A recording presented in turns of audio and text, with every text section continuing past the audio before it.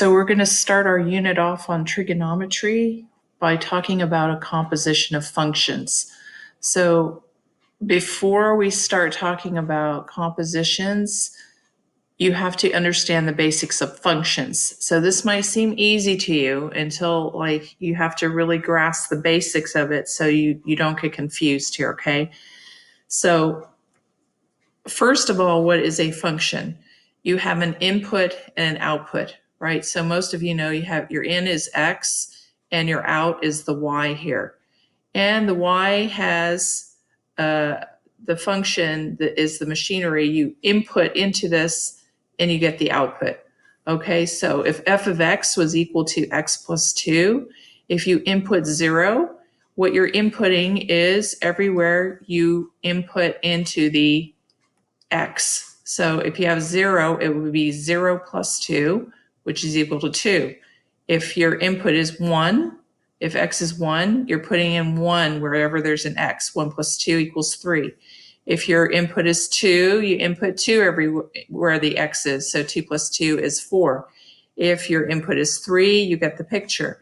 So what happens if you put in a function in there? So what we're going to work on is a composition, which is something like this, f of g of x, for example. Now this becomes your input. Okay, so now your g of x, whatever is in here, is the input to your function. So g of x now becomes your input. So everywhere you have an x in your f of x, you're inputting whatever the input is. If it's 0, that's what you put there. If it's 1, you input there. If it's 2, if it's 3, if it's g of x as your input, that's what you're putting into your function. If it's an apple, that's what you're inputting into your function. So you have apple plus 2. I know it's symbolic, so maybe you'll remember it that way, okay? I know it's silly. So we're going to practice compositions of functions so that you get the hang of this right now. Okay, so I'm going to go back and pick out my compositions, which are the easy ones right here. Okay, so we're going to start out with these. Don't get overwhelmed now. So we have two functions here. We have f of x, which is, x cubed. And we have g of x, which is 5x plus 1. Okay, so first we're going to do this notation here. So you have to understand that. F of g of x. I don't like this notation. I prefer that you write it like this. It's in order. F of g of x, because then you see that g of x is your input into f of x. F of x is your main function, and this in here is your input inside the parentheses. Okay, so if you see it like this, I think it's easier and more obvious or intuitive if you rewrite it this way here, okay? So if f of x is your main function, which is x cubed, you're going to input g of x everywhere you see an x in that function, okay? So f of g of x, you're going to input g of x into x. What was x here? X cubed, right? So you input g of x into there. What is g of x? 5x plus 1.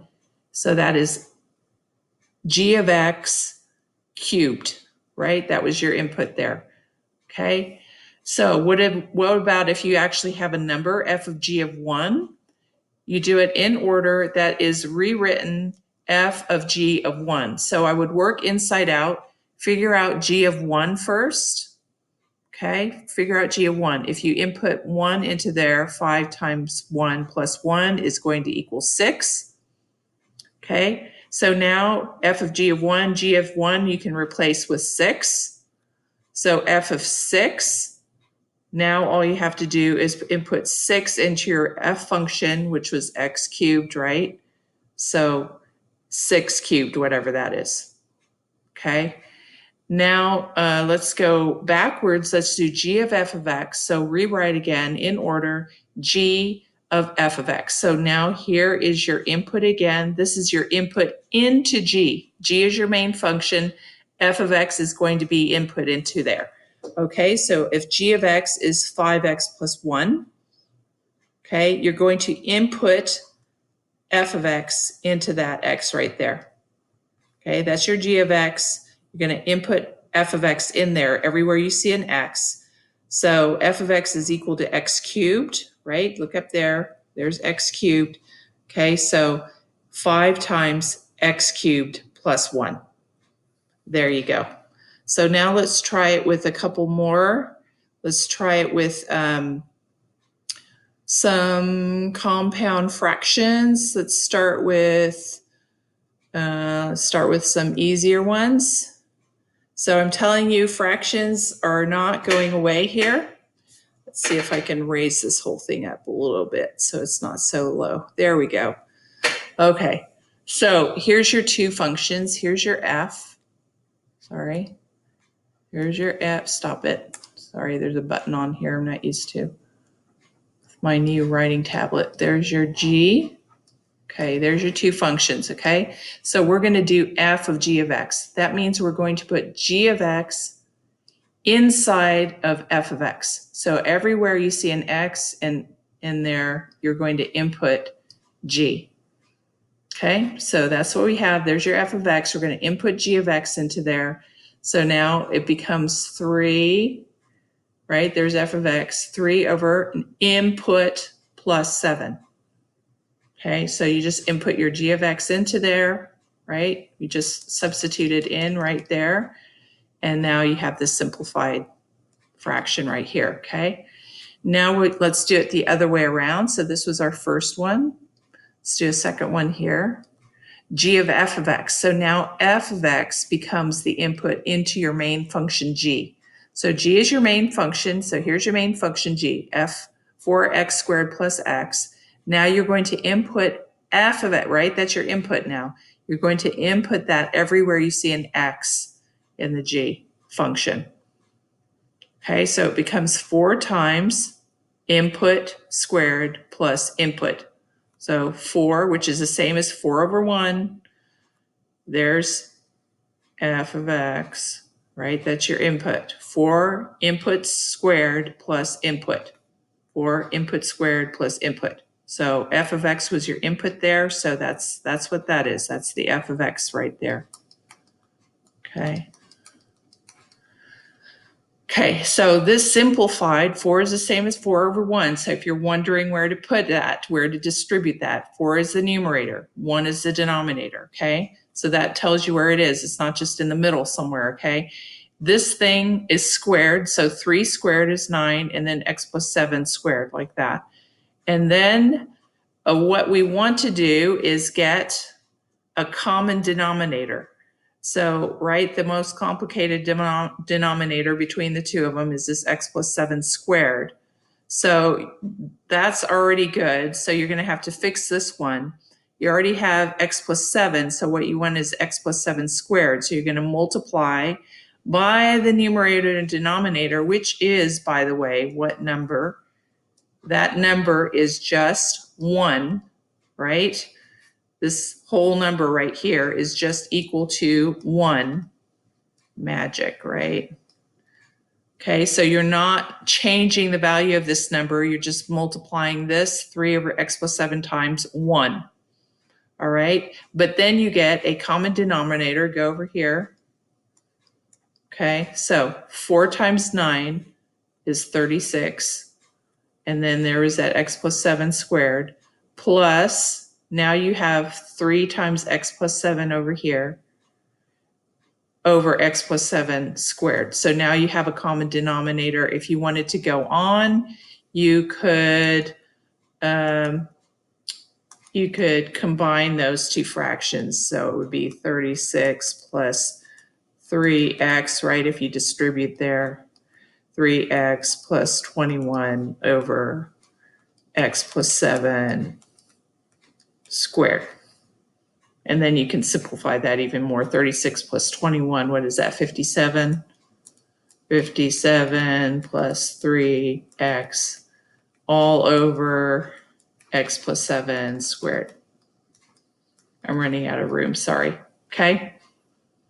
So we're doing a lot of fraction work here. I've got notes that are cleaner than this, okay? But this is just so you can hear an explanation of what's going on. Let's do one more, a little bit more complicated. So now this is the last one. Let's do this one right here. All right, so raise this whole thing up right here. All right, so here's our two functions. We have f, okay, and we have g right here. Go away. All right, so f of x is 5 over 3x plus 2, and g of x is 4 over x minus 1. So if we were going to do f of g of x, that means we are going to input g of x into f of x. So the inside is always our input. That's the main function, input.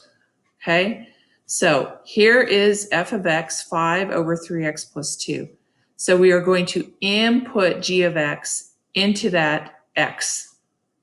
That's our input. X is always our input there, okay? So we're going to input g of x into that x right there. G of x is the value that we're inputting into our function f. Okay, so here we go. 5 over 3 over g of x input plus 2. 5 divided by 3 input plus 2. 5 divided by 3 input plus 2. Now it's just fraction work. So we need to know how to do this. It's not going away. We're going to be dealing with lots of fractions, compound, ugly fractions. So let's do this, okay? Don't get overwhelmed. Just stay one step at a time. Are we good with this? I hope. Okay. Now, 3 is the same as 3 over 1, so you know where it's going. There's the same, 4 over x minus 1. And 2 is the same as 2 over 1. So what are we trying to do? We're trying to get a common denominator between these two so we can combine this. The denominator, the only denominator there is so far is x minus 1. So we're going to multiply this whole thing by, there's our rainbow again, the number 1, right? This is just the number 1. X over 1, x minus 1 divided by x minus 1 is just 1. Anything over itself is 1. But now you have 1 times x minus 1 that gives you that denominator down there. Okay? So that would equal, you still have 5 on the numerator. Now you have 3 times 4 here, just 12. There's the original denominator, x minus 1. And now you can distribute this if you want, 2 times x minus 1 over x minus 1.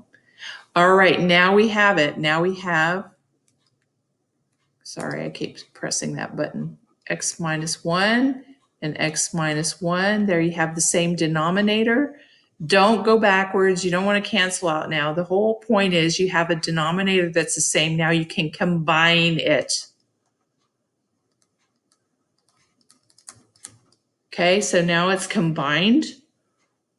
Okay, so now here I took this 12 plus distributed 2x minus 2. There's the numerator combined with x with the common denominator x minus 1. Okay, now 12 minus 2 is 10 plus 2x over x minus 1. Okay, now you ready? Here's the magic step.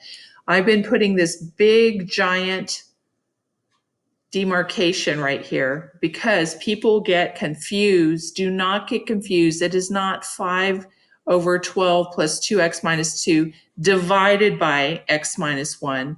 It is, this is your original numerator.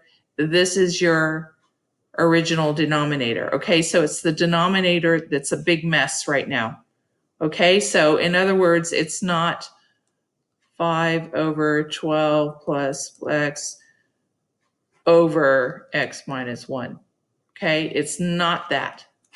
It's not that. It is 5 divided by the big messy denominator. Okay, so reason that's important, we simplified to this.